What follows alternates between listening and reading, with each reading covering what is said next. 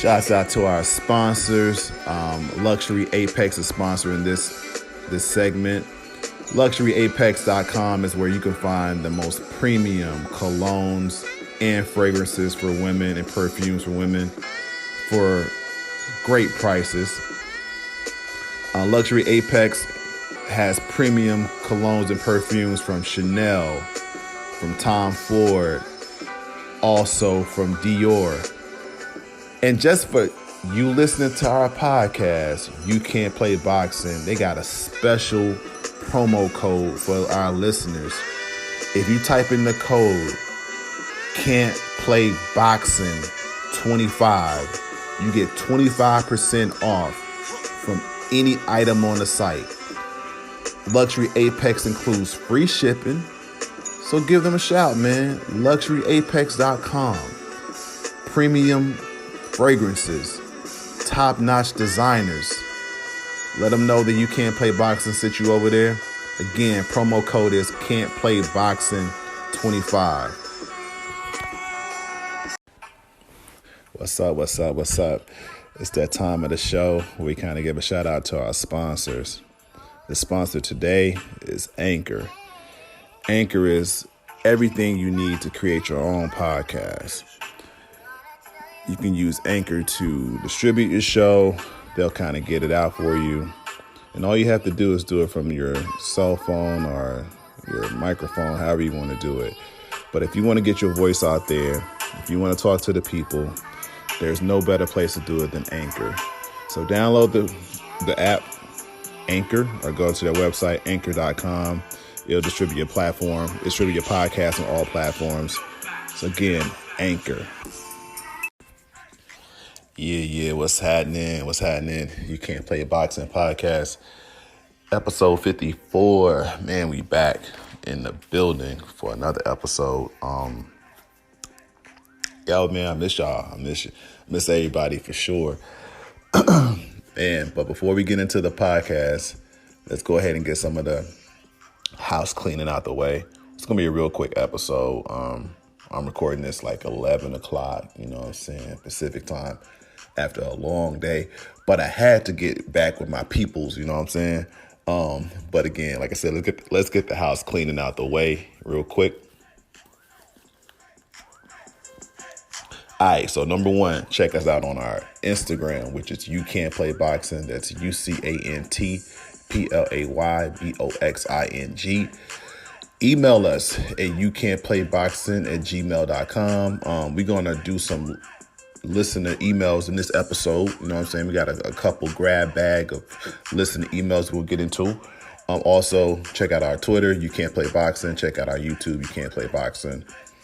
And also, you know, if you listen to the podcast, most likely you're listening on Apple, Stitcher, Google, Spotify. So subscribe, rate, and comment, you know, on the podcast real quick.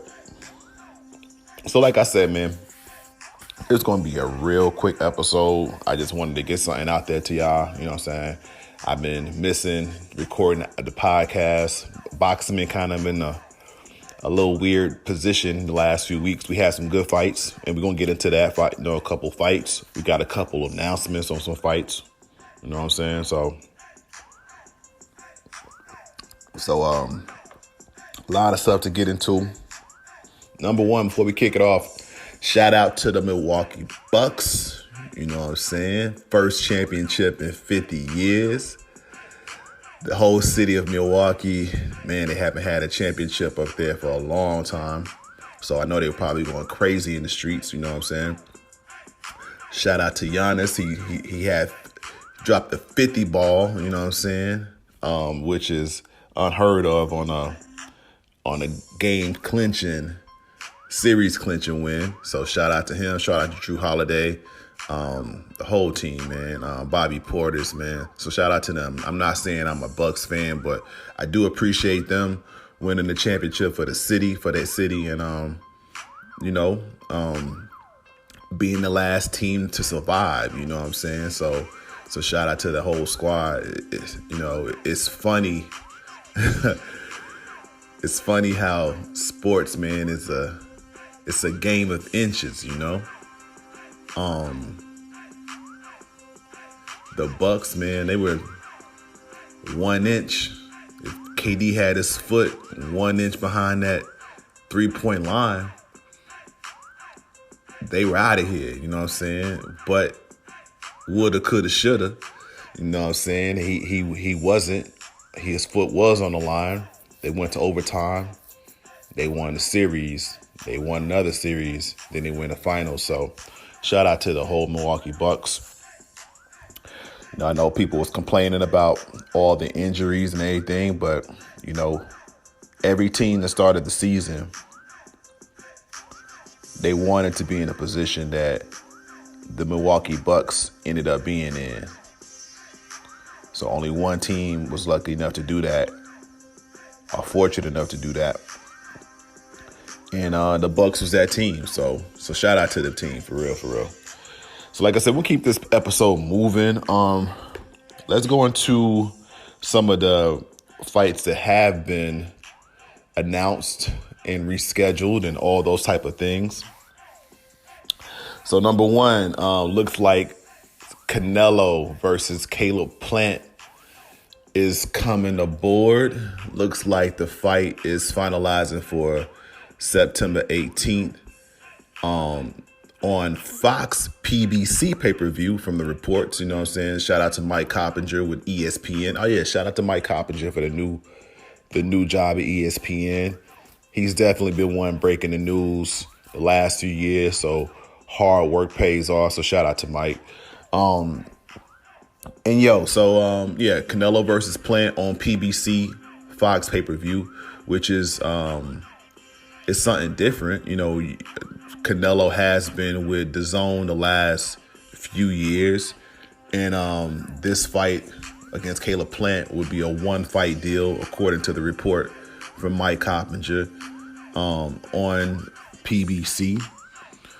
And supposedly Canelo is going to be paid the most money he's ever made in one fight. So I think Al Heyman is trying to sweeten up the pot, and then kind of, you know, once you sweeten up the pot with the biggest draw in boxing, you putting your foot in the door where he'll come back and work with you again. So Al Heyman is definitely not a dummy. He knows what he's doing.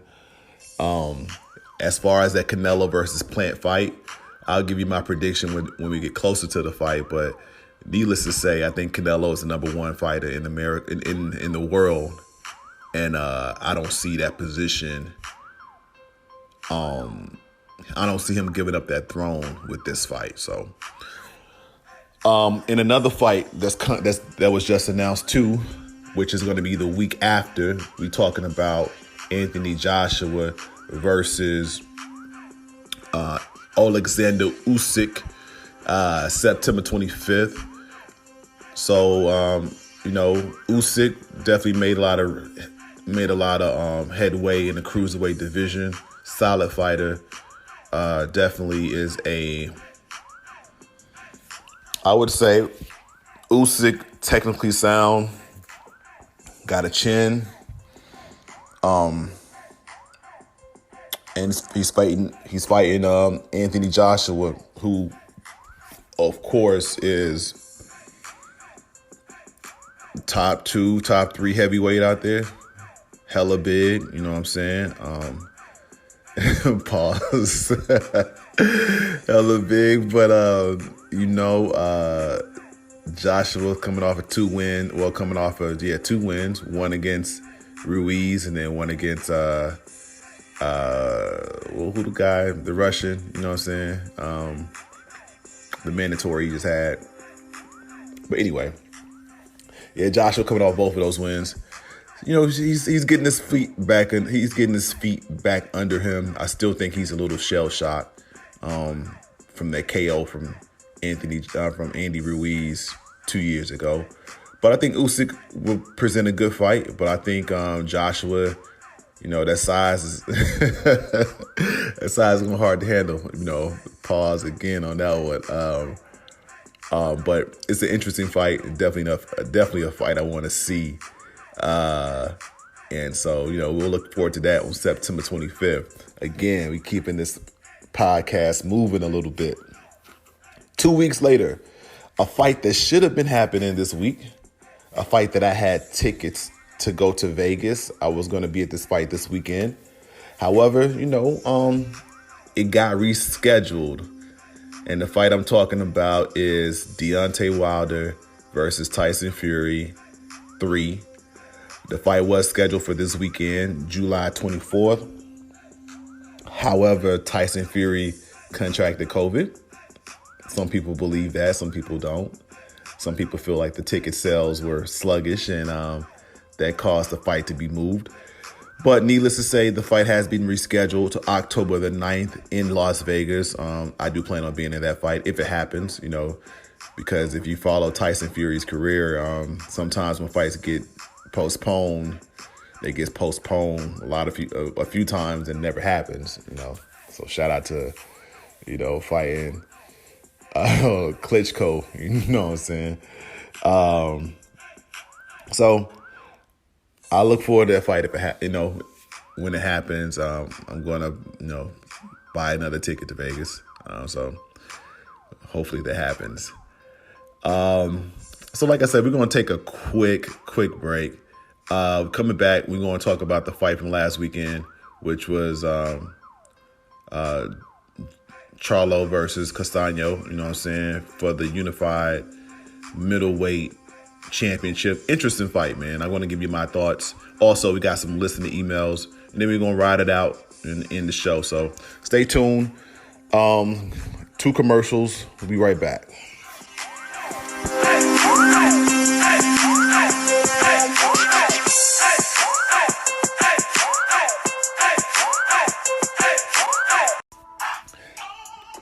Yeah, you can't play boxing podcast back. Episode 54. Again, like I said, I do want to apologize. I wanted to get with you guys, but it's not going to be a long episode, you know what I'm saying? But I do definitely wanted to get with you guys, so we're going to keep this thing moving real quick. Nah, not quick, but we're going to keep it moving. So this past weekend, we had great fight in the 154 pound division. Undisputed fight for all the belts. We had Jamel Charlo versus Brian Castano. You know what I'm saying? Man, this fight was an interesting fight, bro. Like, I ain't gonna lie. If you don't know, the fight ended up being a draw. And, you had one scorecard, 117 to 111 for Jamel, which I don't know how you came up with that. But then you had a couple, you had another scorecard that was a draw. You had another one that was 114, 113 for Castano. So, the fight was interesting because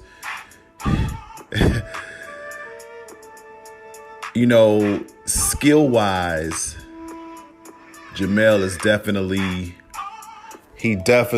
is the more skilled fighter. And you saw it, anytime that Jamel went to that second gear, Castano didn't really have anything for him. And then he went to that second gear in the second round, 10th round, 11th round. But Castano fought a good game plan, you know what I'm saying? He knew he wasn't as skilled as Jamel. But I think one of the game plans they had was, hey, what we gonna do, we gonna fight in spurts. We gonna chill for the most part, but we're gonna give them 30 seconds where we're gonna be aggressive and we're gonna come forward the entire time. But we're gonna definitely let our hands go 30 seconds, maybe a minute in each of the rounds. And by doing that, he'll throw 10, 12 shots and not all of them land. He may only land 6 of them, but he was doing 2 things. In the eyes of the judge, it's looking like, okay, this guy's aggressive. And in the public too. And also number 2 was that if you throw 12 shots, in spurts, you might land 4 or 5, 6 of them. If Jamel ain't really doing too much, he's pumping his jab. You have a good formula to have more landed shots than Jamel. Jamel was doing a good job pumping the jab, and he was fighting a thoughtful fight for the most part until he went to the second gear. But Castano, another thing Castano had going for him is that most people thought Jamel was going to just walk over him, you know what I'm saying? So it's like when you fighting a little brother, you know what I'm saying? If you fighting a little brother and he's staying with you, you're like, oh shit. Yo, Lil G is he beating Big G right now, you know what I'm saying? Cause he ain't knock him out. And don't get me wrong, Castano fought a good fight. I'm not gonna take that away. Me personally, I know a lot of people had Castano winning the fight. I scored the fight in rounds. A lot of those rounds were close. But me personally, bro, I had to fight 115, 113 for Charlo. I know that could be a shocker, like, oh, God. But when I watched the fight twice, bro. And a lot of those rounds that were close, Castano fought in spurts where he'll fight, like he'll throw punches 30 seconds. But Jamel really was controlling the fight, like the majority of those rounds. And then Castano would fight in the spurt and make it look uncomfortable for him. And, he could have stole some rounds. So to me, I think I counted like there were like 5 or 6 rounds that were just definitive. But then there was like another 5 or 6 rounds that were close rounds. So depending on what you favored at the time, you could have gave those rounds to Castano. And if you gave all those rounds to Castano, you saw probably 116 and 112 for Castano. Shit, maybe even 117, 111 for Castano. But if you gave some of the rounds half and half, you probably had it as a draw. And if you gave Jamel the benefit of the doubt for the majority of those rounds, then you probably had it like me, 115, 113. I don't see how you got it 117 or 111 for Jamel, but interesting fight style-wise. I definitely think there's a rematch. I think Jamel would make the adjustments. Castano, again, fought a good fight. I think he's a good pressure fighter. I just think he doesn't have that second gear. He doesn't have that second gear that Jamel has. And I think if Jamel, if he makes some adjustments, he starts being aggressive and assertive, but smart assertiveness, and put the pressure on Castano the entire time, walk him down, but also have a good defense. I think he has the tools and the skills to make it an easier fight than he did the first time. So, but interesting fight. Let me know what y'all think about it, man. I know my scorecard is not the prevailing opinion. You know what I'm saying? I know a lot of people probably gave it to Castano from when I've argued with this with some of my friends. I'm not arguing it, but I gave my opinion on it. You know what I'm saying? Because I can see it the other way too. But just me from what I'm judging, and I know Castano landed more than Jamel. But if you look at it, he landed, I think, like 27 more punches. I mean, 27 over 12 rounds, bro. It's like 2-3 more punches, and and sometimes it's about controlling the ring. But if it was a good fight, I could see it either way. But let me know what you think about it. Email me. Email the show. YouCan'tPlayBoxing@gmail.com. We'll definitely discuss that. Speaking of emails, let's go ahead and get to the listener emails. We're our first time doing this.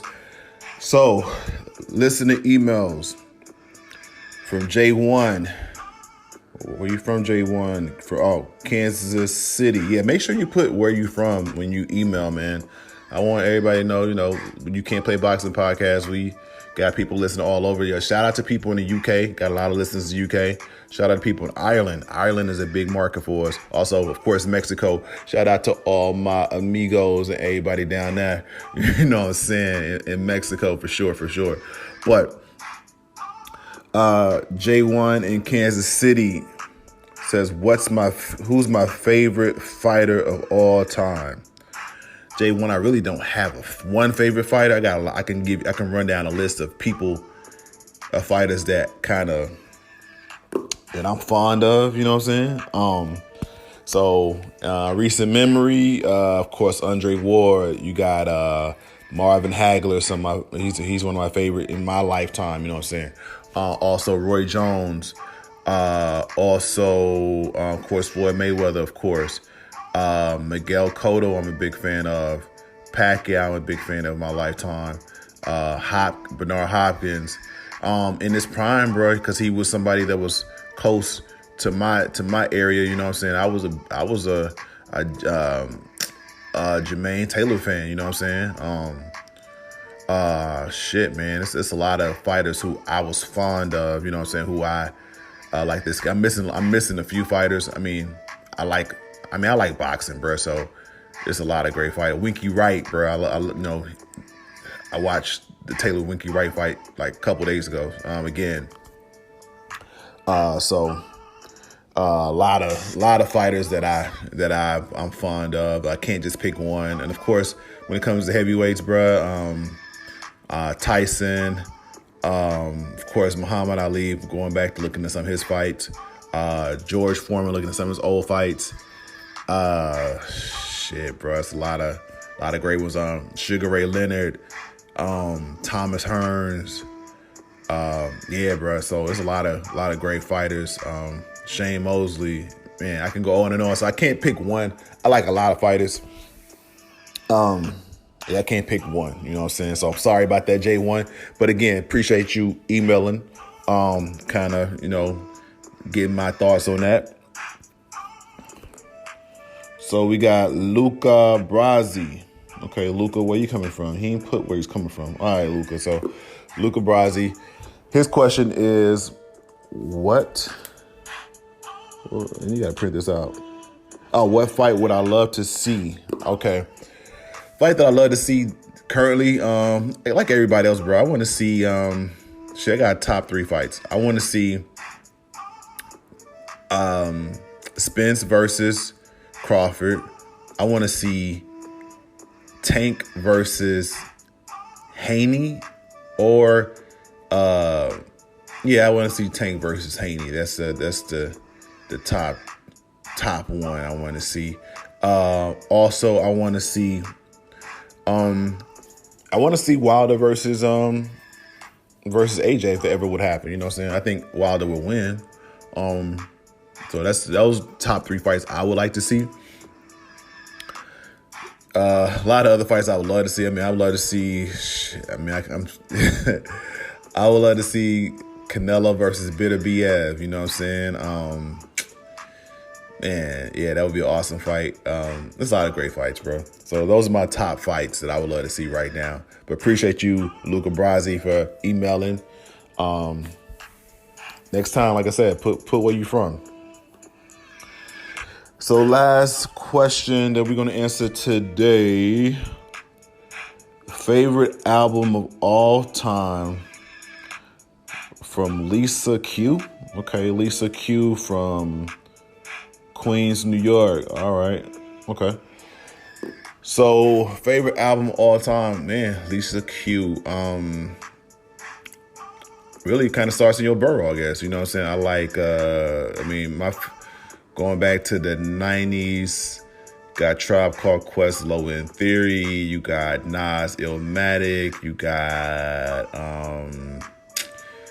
Michael Jackson, Thriller. You got what's another album like in my top 5? I'm gonna give you top 5.